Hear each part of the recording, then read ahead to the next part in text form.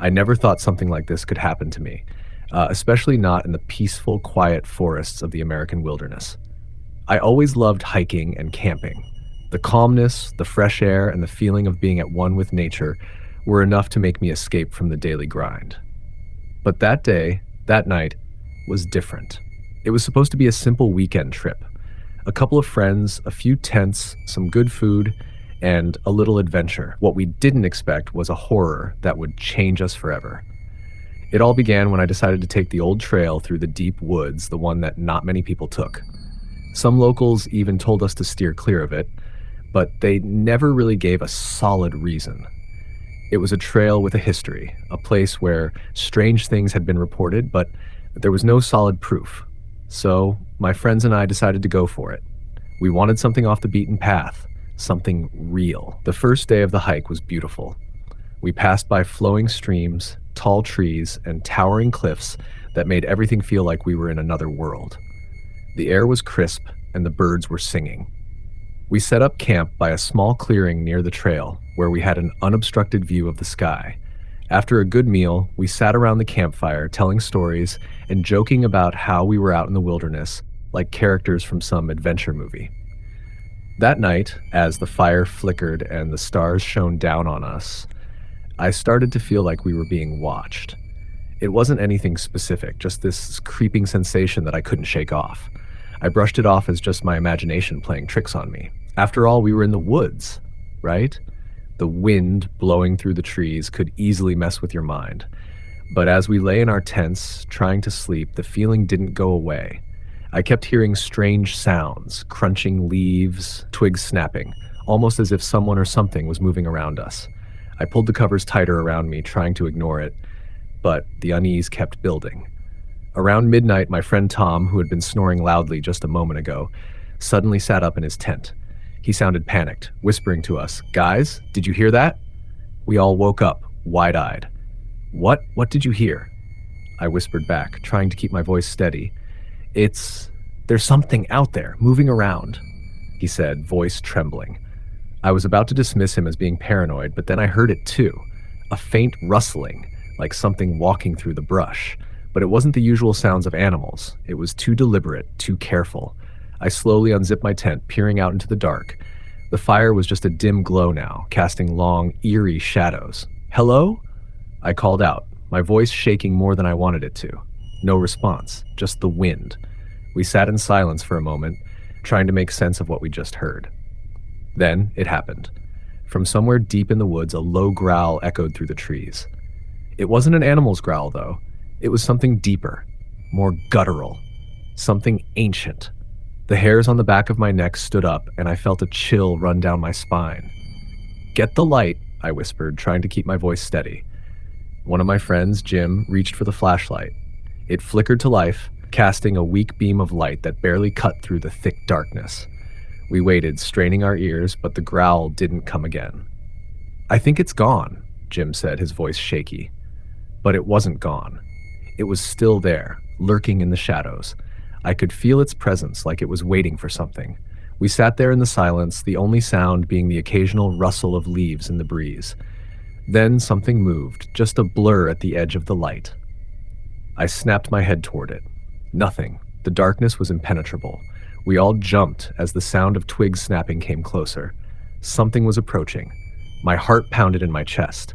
I wasn't sure what was out there, but I could feel it, right on the edge of our camp. We all grabbed our gear, the panic setting in as we hurriedly packed our bags. That's when we saw it. A figure, tall and thin, emerged from the trees. It wasn't like any animal I'd ever seen. Its body was unnaturally long, its limbs stretched out in a way that made it seem like it didn't belong in this world. Its face was covered by a tattered hood, but even in the dim light, I could see the hollow darkness beneath. The thing didn't move like a person. It glided, almost floating, its feet barely touching the ground. "Run!" I screamed, my voice cracking. We didn't hesitate. We grabbed what we could and ran blindly into the forest. But no matter how fast we ran, the feeling of being hunted was right behind us. The trees seemed to close in around us, the path twisting in ways I didn't remember. The thing, whatever it was, followed us with an eerie slowness, as if it enjoyed the chase. At some point, we lost track of each other. I couldn't hear the others, and I didn't dare stop to look. My legs burned from running, but I kept going, hoping to find some sign of civilization, some way out of this nightmare. The forest felt endless, an endless maze where the trees seemed to bend and shift. I thought I was going to collapse right there, but then I saw a light, a cabin, standing in a small clearing.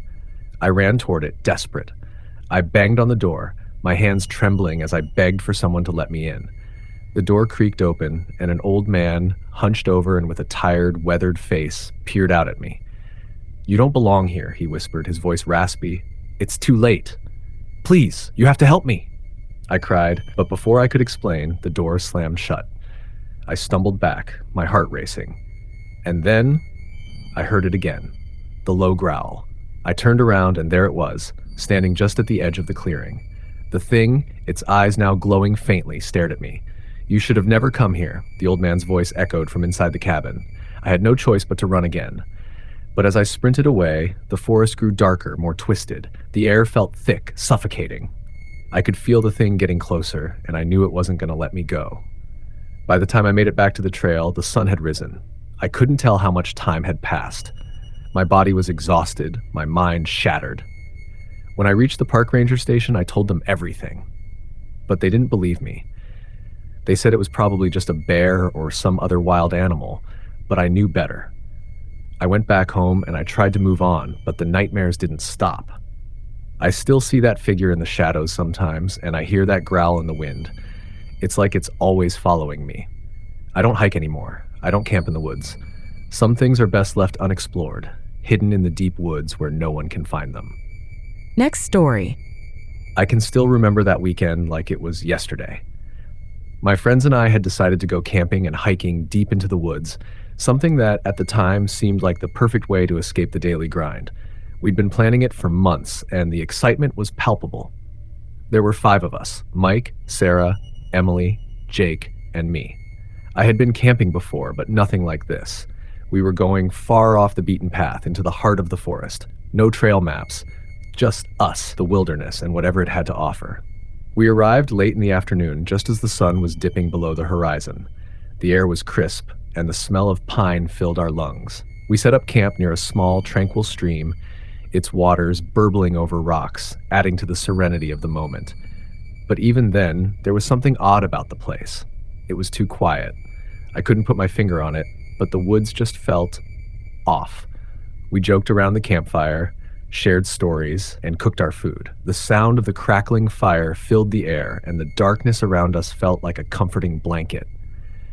We didn't realize it at the time, but that would be the last peaceful night we'd have for a long time. As night fell, we settled into our tents, all of us eager to get some rest before the hike the next day. But I couldn't sleep. I kept hearing noises from outside the tent, scratching at the fabric like something was trying to get in. At first, I dismissed it as a raccoon or some other harmless animal. But then, it happened again and again. My heart started to race. I wanted to call out to the others, but I was frozen, staring at the faint outline of the tent walls in the moonlight. I could hear my friends breathing deeply in their tents, all of them seemingly sound asleep. But I wasn't alone. I could feel it, just outside the tent. The scratching stopped, but the unease never left. It lingered in my chest like a weight I couldn't shake off. Eventually, I managed to drift off into a fitful sleep, though it felt like only moments before I was jolted awake by a blood-curdling scream. It was Sarah. I scrambled out of my tent, my heart pounding in my ears, and rushed toward hers. She was standing in front of her tent, wide-eyed, her breath shallow and erratic. "I saw something," she stammered, pointing into the woods. Something was watching me. We all gathered around her, trying to calm her down, but the look in her eyes told me this wasn't just a wild imagination running away with her. She was scared, real scared. "It's okay, Sarah," Mike said, trying to reassure her, though his voice trembled. "Probably just a bear or some animal. Let's just get back to sleep. We'll be fine." But Sarah wasn't so easily convinced. She kept glancing over her shoulder into the darkness, her eyes darting like she was expecting something to jump out at her. I didn't say anything, but I felt it too, a presence watching us from the shadows. That morning, we set out on our hike, though the feeling of unease lingered. The forest was thick with trees that towered over us, their gnarled branches twisted like fingers reaching for the sky. The deeper we went, the quieter it became. There were no birds, no insects, nothing. The air felt thick, oppressive, as though the forest itself was holding its breath. We reached an old abandoned cabin after a few hours of hiking. It looked like it hadn't been lived in for decades. The wooden structure was falling apart, the windows shattered, and the door hung crooked on its hinges. We decided to explore it, out of curiosity and perhaps a bit of boredom. As we entered, the air was stale, and the floorboards creaked under our weight.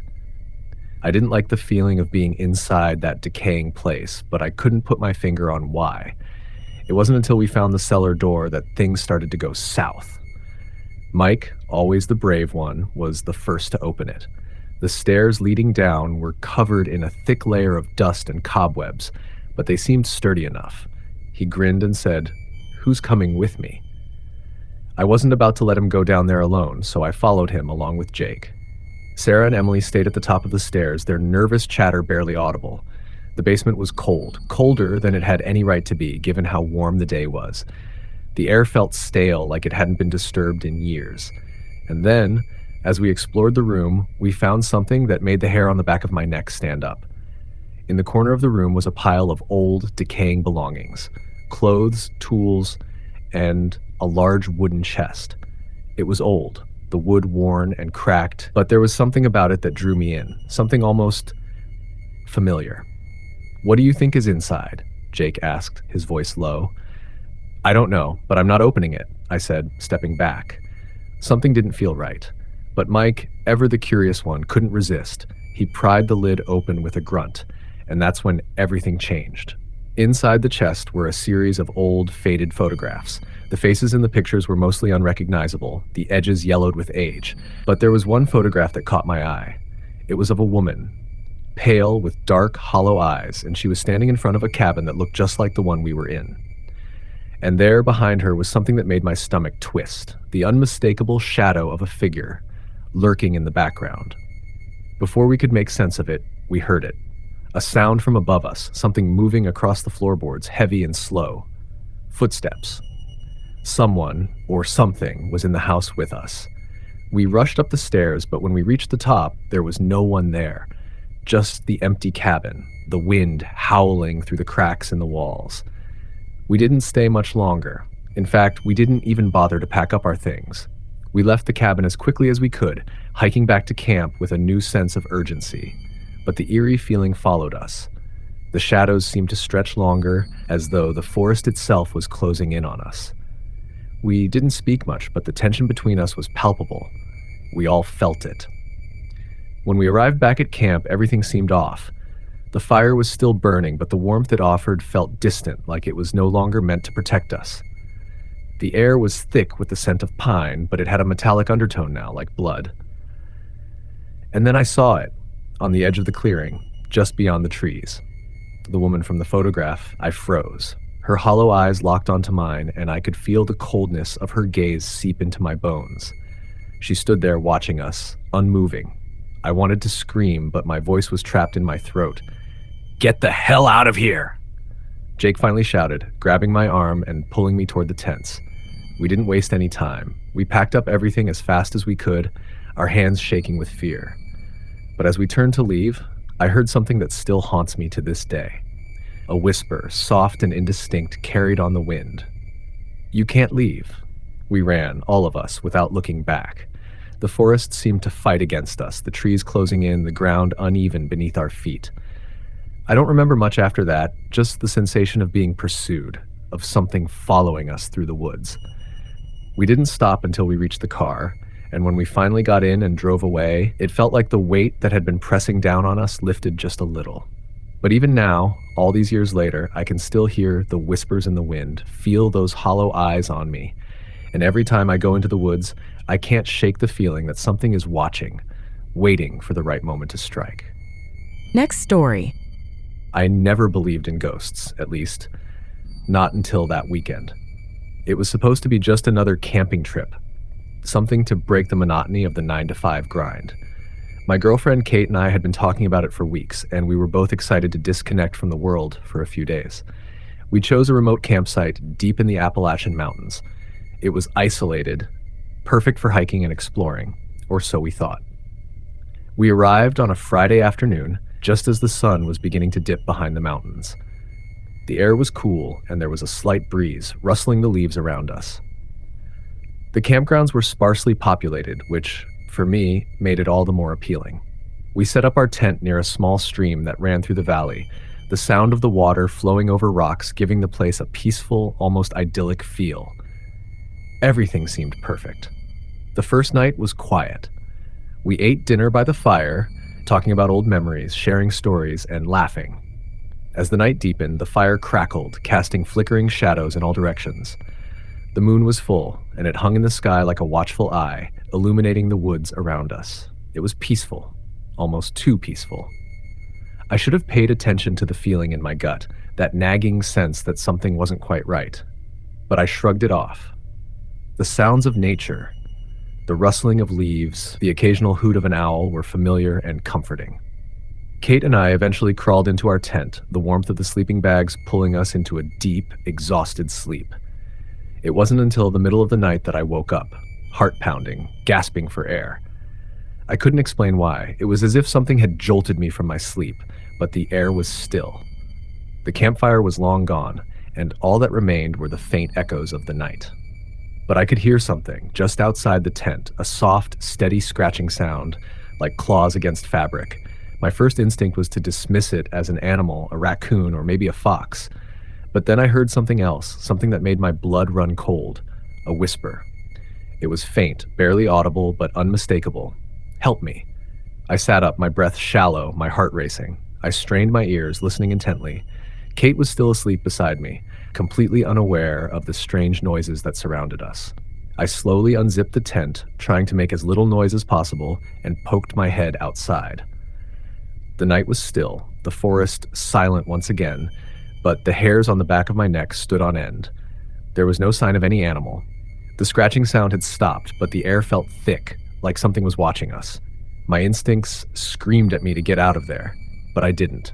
Instead, I called out softly, "Kate, you awake?" No response.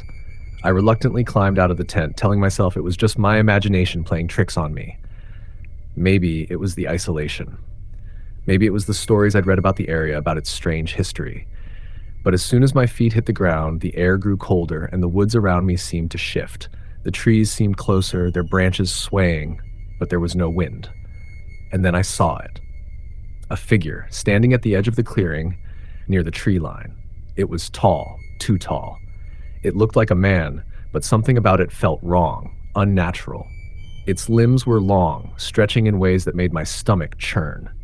And its head was tilted at an impossible angle, its eyes glowing faintly in the moonlight like two pale orbs of light. I froze, my breath caught in my throat. For a moment, I thought I was seeing things, that it was a trick of the light, but the figure didn't move. It just stood there, watching me. Then it whispered again, but this time it was louder, clearer. "You shouldn't have come." My heart pounded in my chest, and I backed away slowly, my feet stumbling over the uneven ground. I turned to run, but my mind screamed at me to go back to the tent, to wake Kate, to leave, to get away from whatever that thing was. But when I looked back to the tent, Kate wasn't there. I panicked. "Kate!" I shouted, my voice cracking in the stillness.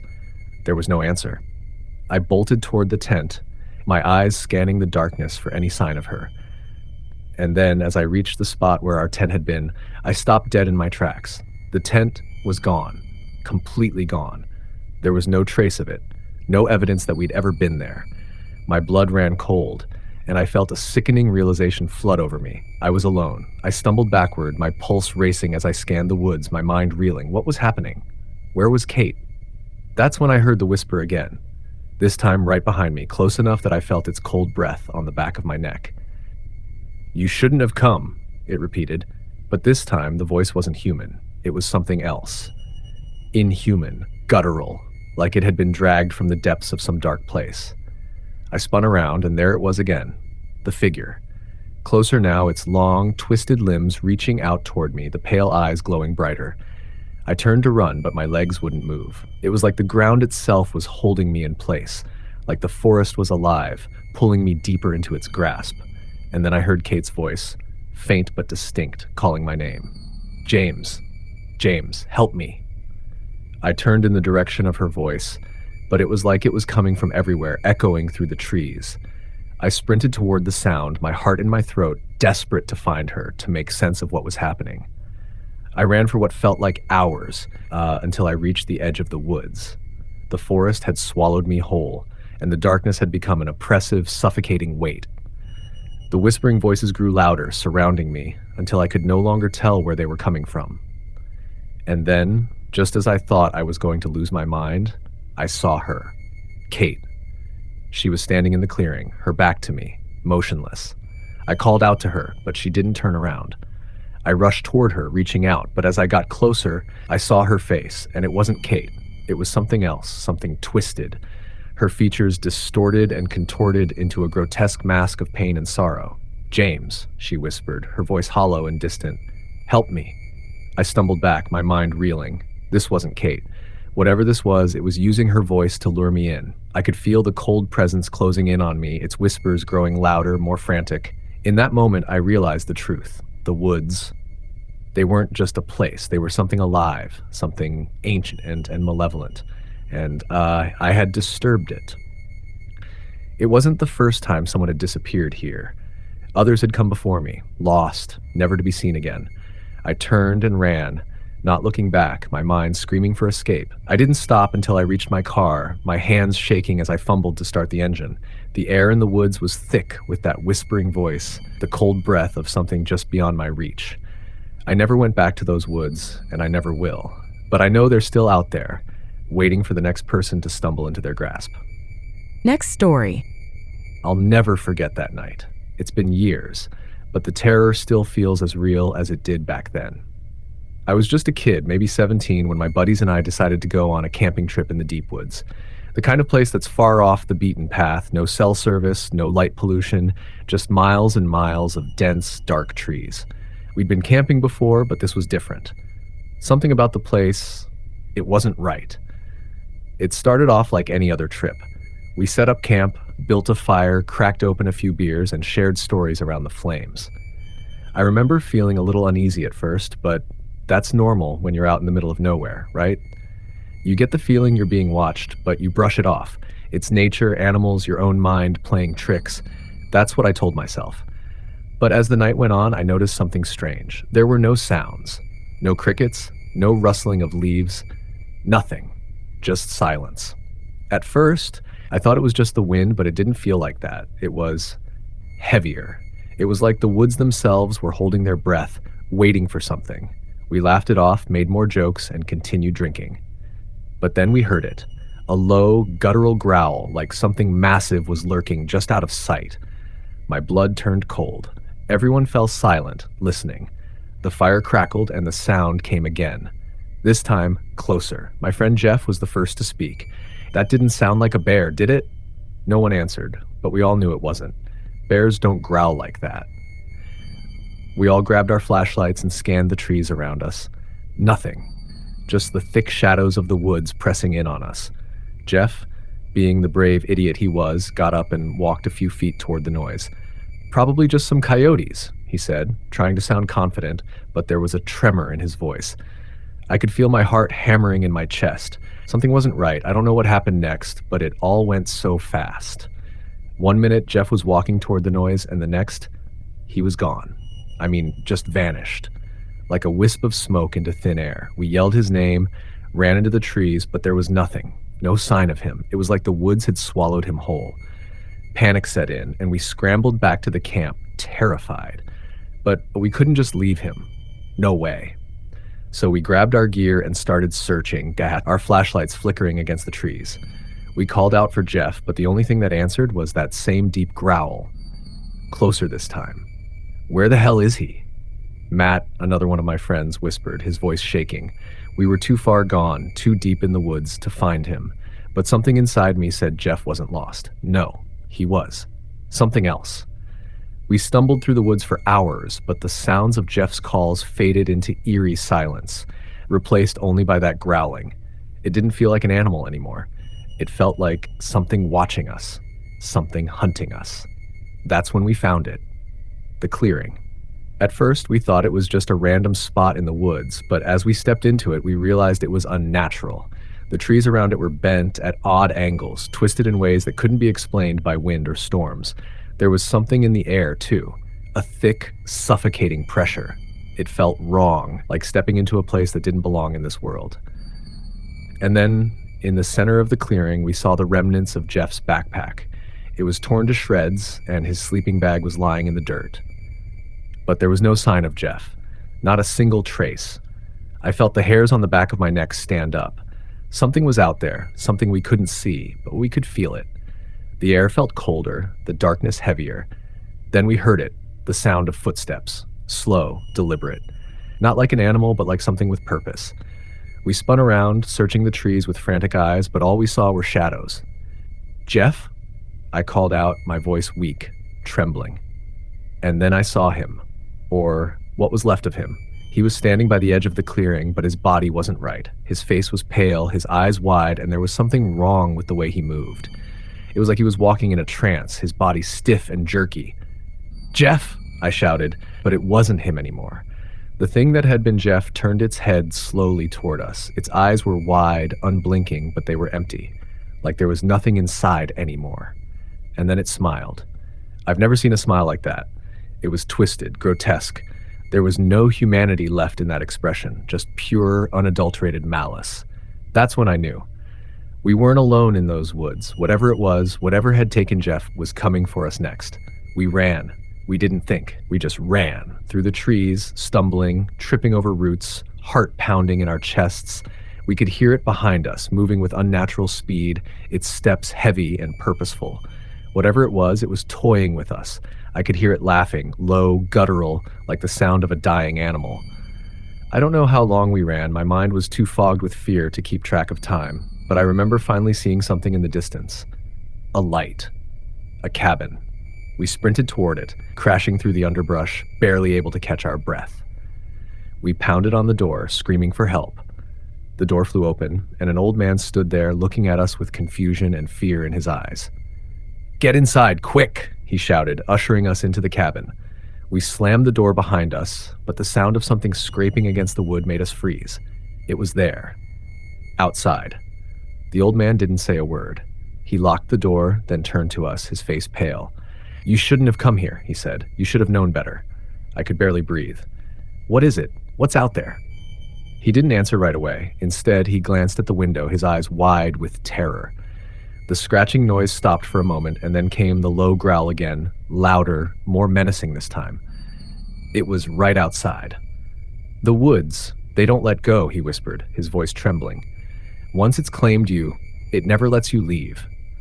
We tried to escape, but we couldn't. We were trapped in that cabin, surrounded by an evil we couldn't understand. And slowly, as the hours passed, the old man told us stories. Tales of people who had ventured into these woods and never returned. Of something ancient, something dark that had always been here, waiting. It fed off fear, off terror. It took those who dared to enter its domain. It wasn't long before the door started to shake. Something was trying to get in. I don't know what happened to my friends. I can't remember the details.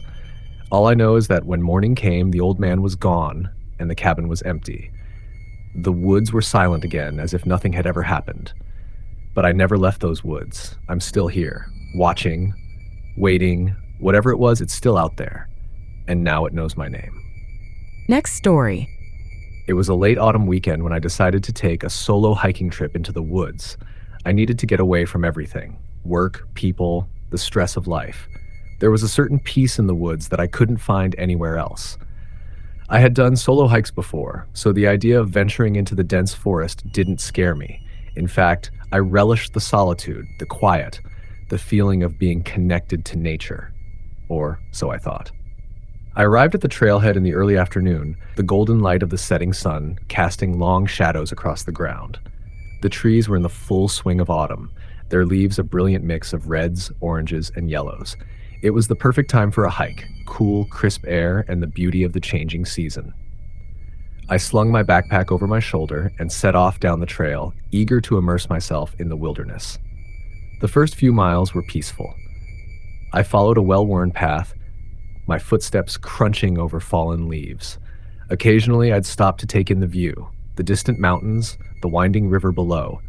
Every now and then, I would hear the rustle of animals in the underbrush, but nothing that seemed out of the ordinary. The deep woods were full of life, and I felt at ease in their embrace. But as the day wore on, the light began to fade. I hadn't planned on staying overnight, but the hours slipped by quickly. As dusk fell, I realized I was a bit farther from the trailhead than I had anticipated.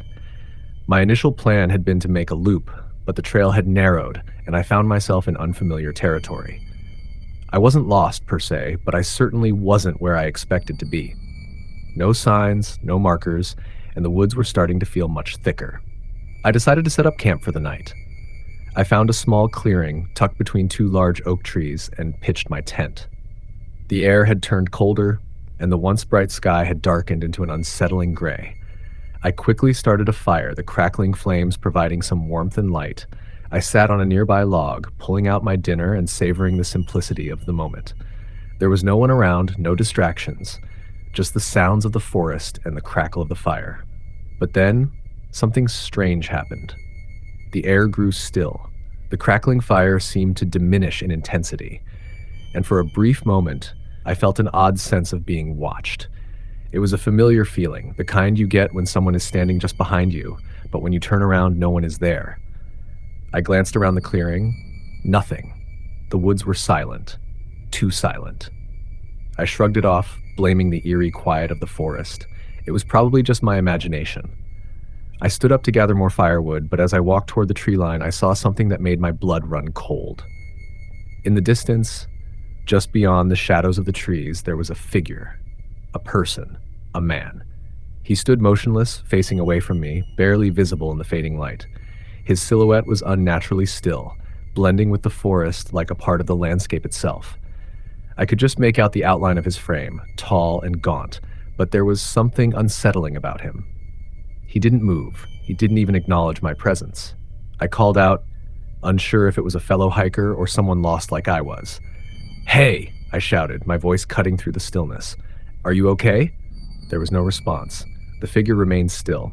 I called out again, my voice shaky this time. "Hello? Can you hear me?" Still nothing. A cold shiver ran down my spine. My instincts screamed at me to run, but my legs refused to move. Something in my gut told me that this wasn't just some lost hiker. This was something wrong. The fire crackled behind me, but the figure didn't flinch. I considered packing up and leaving, but the thought of walking into the dense woods alone after dark was even more terrifying. My options were limited. I had to make a choice. I stood there for a few moments, my heart racing, trying to reason with myself. I thought about calling out again, but before I could do anything, the figure began to move. Slowly, deliberately, it turned toward me. I could see the outline of its face, pale and hollow, the eyes dark voids in its skull-like features. Its mouth was twisted in an eerie, unsettling grin, but no sound escaped its lips. It didn't speak. It just smiled, its gaze fixed on me with an intensity that made my stomach churn. I wanted to run, but my body refused to obey. It was like I was frozen in place, unable to move or even look away. The figure took a step toward me, and then another. Each step was slow, deliberate, like it had all the time in the world. Then it stopped, maybe 10 feet away from me. Its smile widened, but its eyes never blinked. I couldn't breathe. My heart pounded in my chest, louder than the crackling fire, louder than anything else. I wanted to scream, to shout, but I couldn't make a sound. I felt paralyzed by some unseen force. Suddenly, the figure raised its hand, pointing directly at me. It wasn't a threatening gesture, but it was enough to make me feel like I was being judged. The feeling of being watched intensified, and I knew deep down that something terrible was about to happen. But then, as if a veil had been lifted, the figure was gone. It vanished into thin air. The air around me seemed to shift back to normal. The crackling fire returned to its usual sound, the wind started to pick up, and the night seemed less oppressive. But I could still feel the weight of that presence lingering in the back of my mind. I stood there, frozen, for what felt like hours. My mind raced, trying to process what had just happened. I looked around the clearing, the shadows of the trees now looming large, and I knew, without a doubt, that I was not alone. Something was out there, something far older and far darker than I could comprehend. I didn't wait to find out what it was. I grabbed my gear and ran. I didn't care about the trail, about my belongings, about anything. I just had to get out. The night was alive with the sounds of the forest, but I heard something else, something that made my blood run cold. A whisper, soft but unmistakable, drifting on the wind. Stay, stay with me. I didn't stop running until I reached the trailhead, and when I finally made it back to my car, I didn't look back. The woods behind me were silent once again, but I knew something was still out there, waiting for the next wanderer who dared to venture too deep. I never spoke about that night to anyone. Maybe it was a trick of the mind, maybe a wild animal, or maybe it was something else, but I'll never forget the look on that figure's face or the feeling that I wasn't supposed to leave. And I'll never set foot in those woods again. Next story. It started as a simple hiking trip, a weekend getaway to get away from the stresses of work and city life. My friends and I had been planning this trip for months, talking about how we'd spend the weekend hiking through some remote parts of the woods, cooking meals over the campfire, and sharing stories under the stars. Little did I know, it would be the most terrifying weekend of my life. We arrived at the trailhead on a Friday afternoon, just as the sun was beginning to dip below the horizon. The trail we chose was a lesser-known one, recommended by a local who had told us it would be less crowded and more peaceful, perfect for getting away from it all. The forest around us was dense, the trees towering high above us, their branches swaying in the cool breeze. The hike wasn't particularly difficult, but as the sun began to set, I started feeling the weight of the darkness pressing in. The trees blocked out most of the light, casting long, twisted shadows across the trail. There was something unsettling about it, something almost oppressive, but I tried to shake off the feeling. After all, it was just the woods. What could possibly go wrong? We set up camp in a small clearing about a couple of hours into the hike, just before it got too dark. It felt like the perfect spot. There was a small stream nearby, and the fire pit looked like it had been used before, so we knew others had camped here. But as we settled in, I couldn't shake the nagging feeling that something was off. It wasn't the kind of off that you could put your finger on, but the kind that makes your skin crawl without you even knowing why.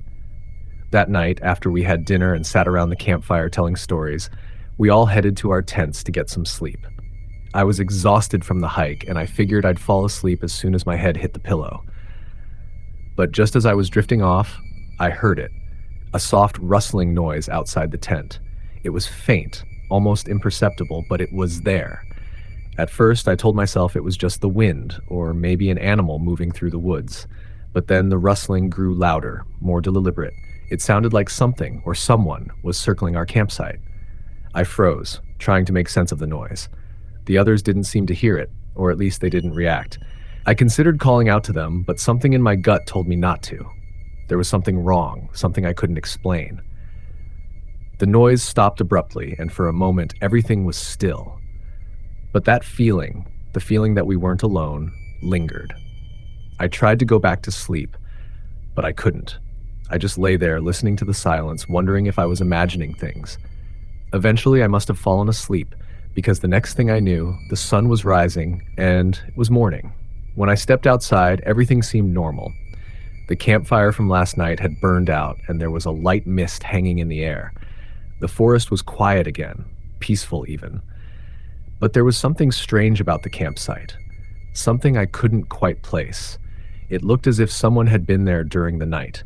There were footprints around the perimeter of our tents, footprints that didn't belong to any of us. They were large, heavy prints, like a man's, but they didn't look human. They were too wide, the toes too long, and they seemed to drag as though the person or thing wasn't walking, but crawling on all fours. I felt my stomach turn as I looked at the tracks, my mind racing with questions I couldn't answer. I wanted to believe it was just some wild animal, but deep down, I knew it wasn't. We debated leaving right away, but we were in the middle of the forest, miles from civilization. It was a long trek back to the trailhead, and none of us were keen on hiking in the dark. We decided to stay another night and leave in the morning, but I couldn't shake the feeling of being watched. Every crack of a twig, every rustle of leaves made my heart race. Something was out there. Something was waiting for us. That afternoon, we decided to go for a short hike to get our minds off the strange footprints. We followed a trail that led deeper into the woods, hoping the exercise would take our minds off the unease we all felt. But the deeper we went, the more the forest seemed to close in around us. The trees became denser, the air heavier, and the sunlight barely filtered through the thick canopy above. It felt like we were walking through a tunnel of shadows, and the further we went, the more disorienting it became. By the time we decided to turn back, the light was starting to fade. We were about to retrace our steps when we heard it again, those faint, dragging footsteps.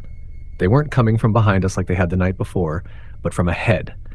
We stopped in our tracks, straining our ears to listen. It sounded like someone or something was moving through the brush ahead of us, but there was no one there. The footsteps stopped. Then, a voice. "Help, please." It was a whisper, weak and desperate, barely audible over the sound of the wind. The voice seemed to come from the direction we were heading, deeper into the forest. It didn't sound like any of us. We all stood frozen, staring at each other, trying to make sense of what we'd just heard. The voice came again, this time louder. "Help me's." It was unmistakably human, but something was off about it.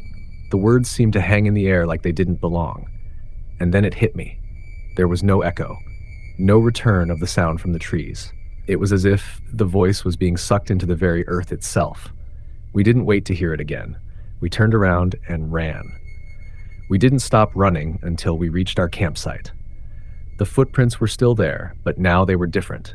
They were closer, more recent, and they led right up to our tents. But there was something else now. Deep scratches, like claws had raked across the ground. The air felt thick, suffocating, like it was pushing us down. I could feel the weight of it on my chest, pressing against me as I tried to breathe. That night, we packed everything up in a hurry and left as fast as we could. We didn't stop until we reached the trailhead, where we found other hikers and a park ranger. I didn't tell them everything, but I could tell they knew something wasn't right. The ranger just nodded, as if he'd heard this all before. We left the forest behind, but it never really left me.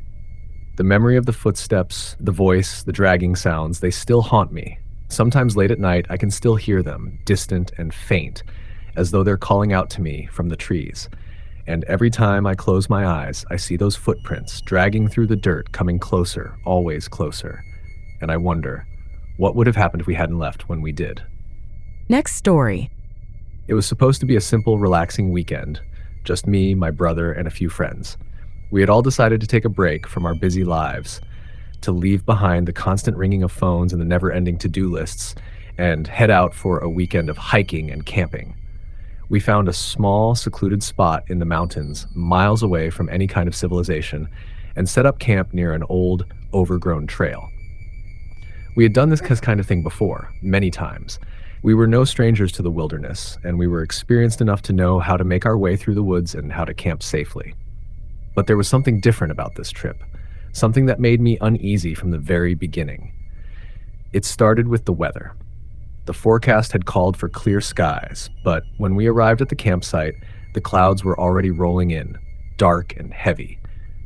We shrugged it off, thinking it was just a minor shift, and went ahead with setting up camp. The wind picked up, rattling the trees above us, but still, we didn't think much of it. It was just a storm, right? Nothing to worry about. By the time the sun began to set, the atmosphere had changed.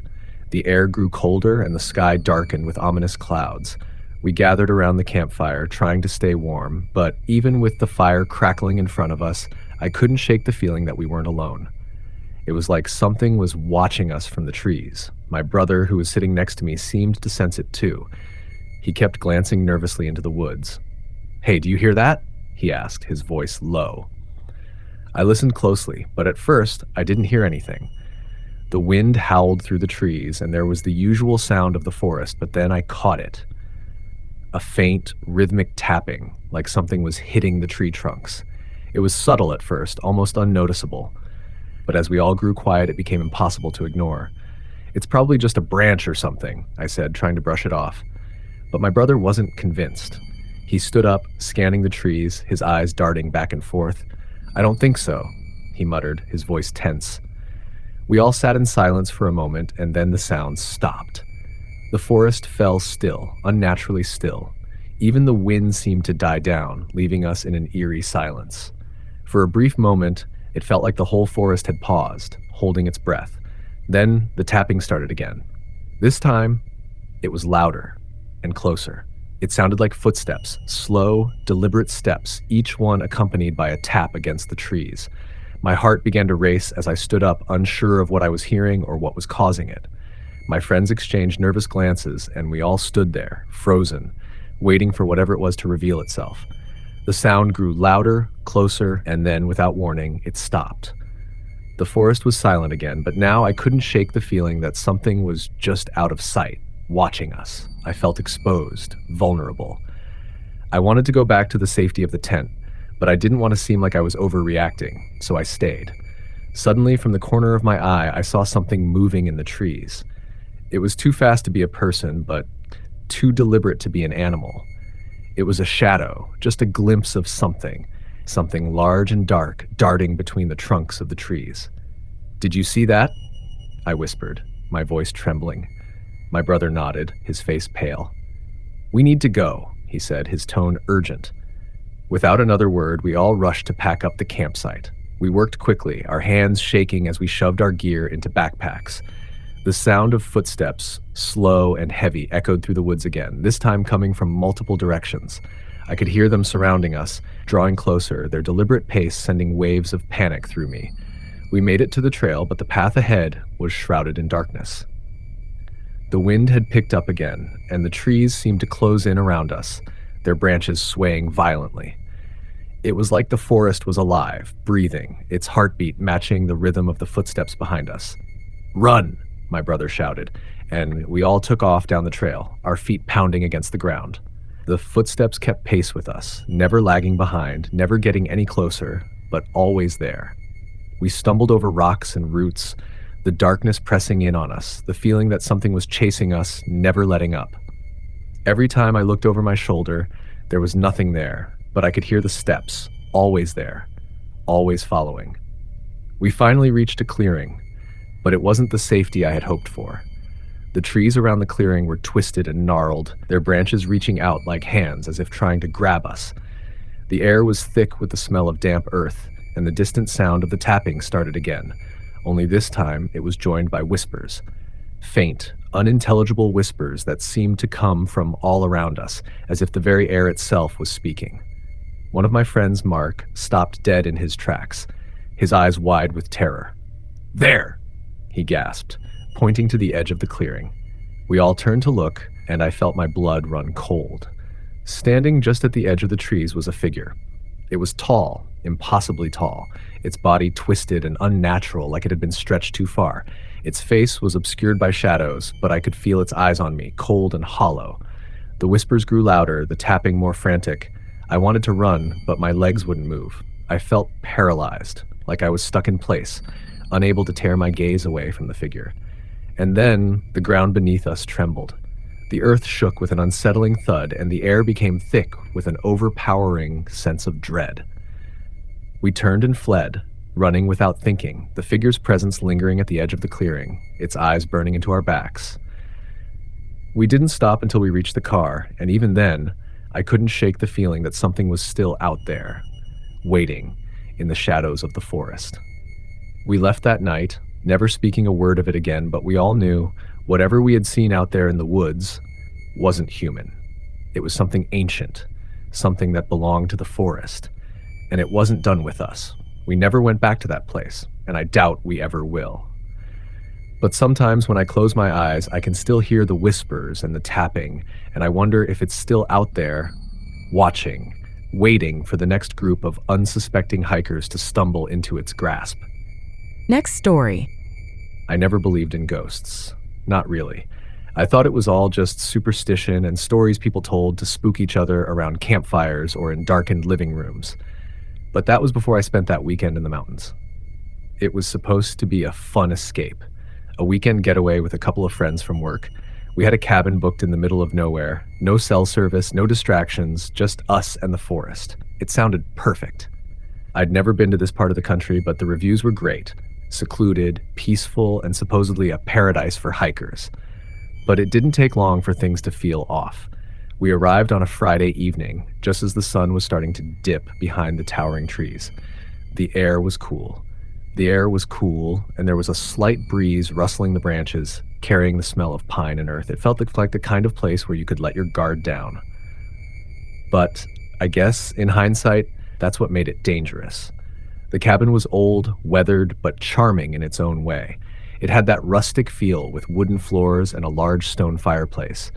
Inside, there was an odd feeling, like something wasn't quite right. The place was too still, too silent, as if the forest outside was holding its breath. But we shrugged it off. After all, it was just the woods. We set up our things, grabbed some drinks, and sat outside on the porch to enjoy the last rays of the setting sun. There was a long trail leading into the woods, starting just past the edge of the property, and we were already talking about hiking it the next morning. But something kept tugging at me, like a quiet voice in the back of my head, telling me to leave, to get out of there before it was too late. But I ignored it. I was with my friends. Nothing could go wrong. That night, we sat around the fire, drinking and laughing. We shared stories, some of them creepy, but nothing to be taken seriously. As the night grew darker, the woods seemed to come alive with sounds, distant hoots of owls, the rustling of leaves, and the occasional snap of a twig. It wasn't unusual. After all, we were in the woods. But then, around midnight, something strange happened. One of my friends, Sarah, stood up abruptly and walked toward the tree line. At first, we all thought she was just going to take a walk or use the bathroom, but then she stopped and stood there, staring into the darkness. "Sarah, you okay?" I called out, but she didn't answer. I stood up, my heart suddenly racing, and walked over to her. She was still standing there, unmoving, her face pale in the moonlight. "Sarah?" I asked again, gently placing a hand on her shoulder. She jerked away from me, her eyes wide and full of terror. "I heard something," she whispered. "What?" I said, confused. She didn't answer at first. She just kept staring into the darkness. We all stood there, waiting for her to speak, but she never did. "What did you hear?" I asked, my voice trembling now. Finally, she turned to face us, her voice shaking. "A whisper," she said. "Someone calling my name." We all laughed it off at first, thinking she was just spooked by the isolation, but then the wind shifted and the trees groaned as if in warning. The air turned colder, and a sense of dread seemed to settle over the group. It was like the forest was alive, watching us. I could feel it now, too, the weight of the place pressing down on us. "Let's just go inside," I suggested, trying to break the tension.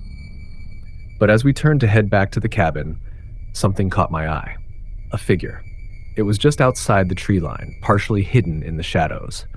At first, I thought it was a trick of the light, or perhaps an animal. But then, the figure moved, slowly, almost methodically. It was tall, too tall, and it didn't walk like a person. It moved like it was floating, its body bending at strange angles, its limbs too long, too twisted. My blood ran cold. "Did you see that?" I gasped, grabbing Sarah's arm, but she was already backing away, her face pale. "It's them, they're here," she whispered, her voice barely audible. "Who?" I asked, but she didn't answer. She just turned and ran for the cabin, screaming for us to follow. We didn't hesitate. We all bolted toward the house, the sound of our footsteps deafening in the otherwise still night. Once inside, we locked the door and drew the curtains, but the feeling of being watched didn't go away. The shadows seemed to press against the windows, dark and thick, like something was waiting outside just beyond the reach of the light. We huddled together in the living room, too afraid to go to bed. And then we heard it. A soft, melodic whispering coming from the direction of the woods. It was faint at first, but as it grew louder, we could make out words, strange words that didn't sound human. It was a language we couldn't understand, but it sent a chill down my spine. We all looked at each other, the fear in our eyes saying everything that words couldn't. The whispers grew louder, more urgent, until it sounded like there were hundreds of voices outside, all calling out to us. I couldn't take it anymore. I grabbed my phone, but there was no signal. Of course, we were too far out. "We have to leave," I said, my voice shaking, but as soon as the words left my mouth, the whispers stopped. Then there was silence. The kind of silence that presses against your ears, suffocating and thick. It felt like the entire world had paused, holding its breath. Suddenly the door rattled. Something was outside. We froze, too terrified to move. The rattle of the door grew more violent, like something was trying to get in. The wooden frame creaked under the pressure, and I could hear something scraping against it, long, claw-like nails dragging across the surface. The whispers started again, but now they were right outside the door, right outside the window. They weren't in the woods anymore. They were here. They were inside the cabin with us. I don't know how long we sat there, paralyzed with fear. Hours, maybe. But eventually the noises stopped. The wind died down. The whispers faded into the distance, leaving an unsettling quiet in their wake. The next morning, we didn't even wait for the sun to fully rise. We packed our things, every one of us too scared to even look at the woods again. We left the cabin without saying a word to anyone. We haven't spoken about that night since. I never went back to the mountains. None of us did. But sometimes, late at night, I hear whispers in the dark. They're faint, like a memory trying to resurface, and I always wonder if we were the ones being hunted, or if we were the hunters. I don't know for sure, but I'll never forget that feeling of being watched. Next story. I've always loved the outdoors. The quiet, the calm, the beauty of the wilderness. There's something peaceful about being surrounded by nature. But that peace was shattered the day I found the abandoned campsite. It started as a solo hiking trip. I'd been planning it for months, a few days in the mountains, disconnected from everything, just me and the forest. I wasn't new to hiking, and I was experienced enough to handle myself in the wild. I had all the gear, all the supplies, and I felt confident. It was going to be an escape, a reset, no distractions, no noise, just the solitude I craved. I reached the trailhead late in the afternoon, and the sun was already starting to set. The trail I was taking was a popular one, but not too crowded, perfect for solitude. The sky was a brilliant orange as I began my hike, and the cool mountain air was refreshing. It felt like I was the only one on Earth. It felt like freedom. By the time I reached the spot I planned to camp, it was already dusk. I found a small clearing by a bubbling creek and set up my tent. The sounds of the water flowing and the wind rustling through the trees created a perfect backdrop. As the sun disappeared behind the mountains, I started a small fire and settled in for the night, feeling content. But then, around midnight, the wind shifted, and the peaceful sounds of the forest changed. The breeze carried something else with it, a strange, unsettling sound.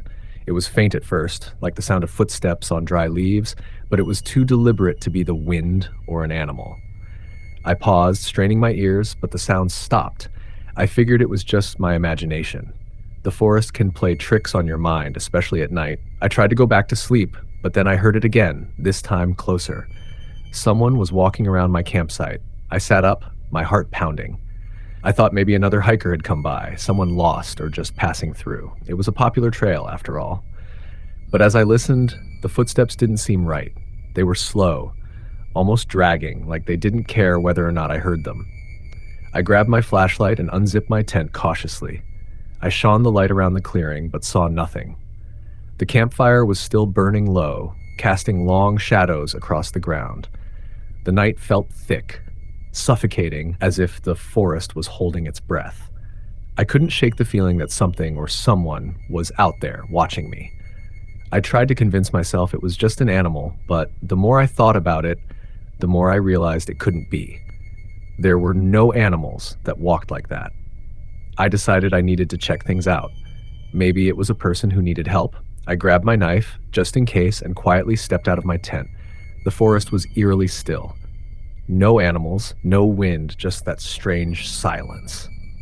I scanned the area with my flashlight, the beam cutting through the dark, but there was nothing. The only thing I could see was the creek, its water shimmering in the dim light.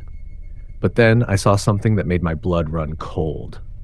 At the edge of the clearing, just outside the range of my flashlight, there was a campfire. It was small, barely visible, but it was burning. It wasn't mine. My fire was the only one that should have been there.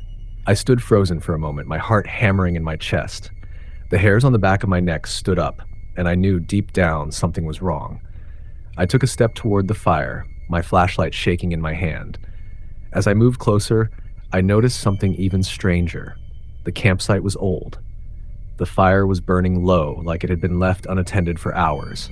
There was a worn-out tent, its fabric tattered and ripped, and the remnants of an abandoned camp. But the most unsettling part was the trail of footprints that led away from it. The footprints were fresh, too fresh, but they didn't belong to any person I knew. They were large, heavy, and dragged, like the person who had left them wasn't walking, but rather stumbling, almost as if they couldn't lift their feet properly. They led into the forest, deep into the trees. I wanted to turn around and run. I wanted to forget everything and get back to the safety of my own tent, but curiosity got the better of me. I followed the tracks. The deeper I went into the forest, the more the air grew thick, like something was pressing down on me. The sounds of the woods had all but disappeared. No birds, no rustling leaves, just the eerie crunch of the leaves beneath my boots. I couldn't see much in the dark, but I kept moving, the flashlight's beam trembling in my hand. Then I found something that stopped me in my tracks. At the base of a large tree, there was a pile of old, broken camping equipment, a sleeping bag, some half-burnt logs, and a torn-up map. But it wasn't the gear that terrified me. It was the markings carved into the tree. Deep, jagged cuts, almost like claw marks, scratched into the bark in an erratic pattern. I stepped closer, my breath caught in my throat when I heard it again. The dragging footsteps. But this time, they weren't behind me. They were in front of me. My heart skipped a beat. I turned my flashlight toward the noise, and there, standing just a few feet away in the darkness, was a figure. A man, or at least what I thought was a man. His face was pale, gaunt, with hollow eyes that stared straight through me. His clothes were torn, dirty, and he looked like he hadn't eaten in days. He stood still, not moving, just staring at me. I couldn't speak. My legs were frozen, like the fear had completely taken over. I backed up slowly, but the figure didn't move. It was like he was waiting for me to make the next move. Then, in a voice so hoarse it sounded like it came from somewhere deep underground, he whispered, "Go back, before it's too late." I didn't need any more warning. I turned and ran. I ran through the forest, not daring to look back, my breath coming in ragged gasps. The footsteps followed me, always just behind me, always dragging. I didn't stop until I was back at my campsite, and even then, I didn't feel safe. I packed my gear as quickly as I could, not even bothering to take down the tent properly. I left that night, making my way back to the trailhead in the dark, my heart pounding in my chest. I didn't stop until I reached the safety of my car, and I never spoke to anyone about what happened. I've heard rumors about that trail now, about the hikers who disappeared, about the strange figure who lurks in the woods, dragging his feet, waiting for the next person to wander too far off the path. But I don't care to know anymore. I never went back. I don't think I ever will. Next story. It's hard to explain how something as simple as a weekend trip can turn into a nightmare that stays with you forever. But that's exactly what happened to me and my group of friends last summer. We decided to go camping in the northern part of the state, a remote area that was said to be untouched by modern civilization. The kind of place you go to escape the world, to find peace and solitude. We set up camp on a Friday afternoon, excited for the weekend ahead. It was a beautiful spot, surrounded by dense woods with a sparkling lake just a short walk away. There was no one else around for miles, just us and the wilderness. The weather was perfect, the air crisp and fresh. It felt like we had all the time in the world to enjoy the peace of nature. That first evening, we sat around the campfire, roasting marshmallows and telling stories, laughing under the stars. It was the perfect night. No sounds other than the crackling of the fire and the occasional rustling of the leaves in the trees. But as the hours passed, something strange began to happen. I noticed it first, though I didn't say anything at first. The quiet wasn't quite right. It felt too still, too unnatural, like the whole forest had stopped moving, stopped breathing. I shook off the feeling and blamed it on the isolation. The further you get from civilization, the more your mind starts to play tricks on you, but the others noticed it too. They started glancing around nervously, as if they could feel the weight of the silence pressing down on them. The tension was palpable. By the time we crawled into our tents to sleep, we all felt on edge. The air was thick, almost suffocating, and it wasn't just the usual campfire smoke. It was something else, something that made the back of my neck tingle with unease. I lay in my sleeping bag, wide awake, staring at the ceiling of the tent, listening to the strange noises of the forest. The wind didn't blow, the trees didn't rustle. There was only a deep, eerie silence. It felt like the forest was holding its breath. And then I heard it, a low, guttural sound.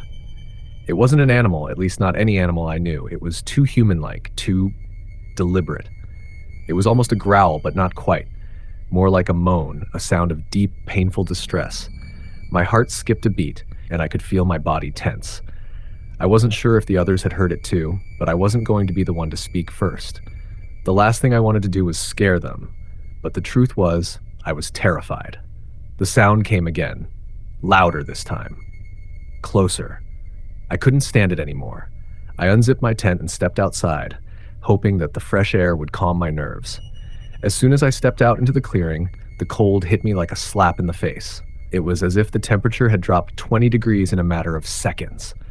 I looked around, trying to make out shapes in the darkness, but the trees seemed to be closing in, blocking out the little light that the moon had to offer. And then I saw it. There was someone, standing by the edge of the woods just outside the reach of the firelight. It was a figure, tall and hunched, with its back to me. The thing was wearing tattered clothes, its skin pale and stretched tight over its bones. Its arms hung at its sides, but its fingers were long, too long, like they had been stretched out of proportion. And its head, the head was bent at an unnatural angle, as if it had been twisted around completely. My stomach twisted in knots. My heart hammered in my chest, and I could barely breathe. The figure didn't move at first, just standing there, its back to me. I couldn't tell if it was a person or something else. I called out, my voice shaky, barely more than a whisper, "Hey, is someone there?" It didn't respond. Then, without warning, the thing turned its head all the way around. I don't know how it did it, how its neck could bend that far, but it did. And when it looked at me, its eyes weren't human. They were black as coal, deep and empty, with no whites, no pupils, just endless black, like they could swallow you whole. I froze, unable to move, unable to breathe. The figure took a slow step forward, and I could hear its feet dragging on the ground, like it was dragging its body along, too tired or too broken to walk properly. Then I heard the other sound, the growl. The one I had heard before, but this time it wasn't coming from the thing. It was coming from the woods, from all around me. Low, distant growls, echoing through the trees. There was more than one of them. There were many. I didn't wait to find out what they were. I ran back to the tent, shouting for the others. Panic surged through me as I scrambled to wake them up. "Get up! We need to go! Now!" They were groggy, confused, but when I told them about the figure, they knew something was wrong. We grabbed our things, not bothering to pack properly, and ran for the trailhead. We didn't even bother to look back. Every step we took seemed to echo in the silence of the woods, and the growls behind us grew louder, closer. When we finally made it back to the car, we didn't stop. We didn't even wait to catch our breath. We drove for hours until we reached the nearest town, and only then did we feel safe enough to stop and collect ourselves. We didn't tell anyone what had happened. How could we? Who would believe us? But every one of us knew something was out there, something ancient, something wrong. We all felt it, deep down. Whatever we had encountered in those woods, it wasn't human. The worst part is, I'm still not sure what it was. I don't know what that figure was, or why it was out there, or what those growls meant. But I know this: I will never set foot in those woods again. No matter how beautiful or peaceful a place may seem, there are things that lurk in the shadows, waiting for someone to wander too far. And now, sometimes, when I'm lying in bed at night, I can still hear those growls. Faint, distant, but always there. And I know, whatever it was, it's still out there, watching, waiting.